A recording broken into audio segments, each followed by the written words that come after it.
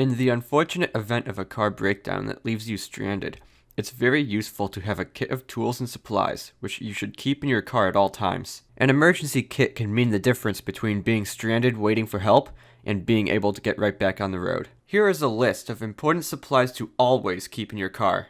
Jumper cables, roadside flares, spare tire and jack, first aid supplies, bottled water, granola or energy bars, small tool kit, a flashlight, car escape tools such as a seatbelt cutter and a window breaker, road maps, blankets and extra clothing, especially for colder climates, a car fire extinguisher, antifreeze, a roll of duct tape, washer fluid, paper towels or rags, 2 quarts of oil, and a no-spill gas can.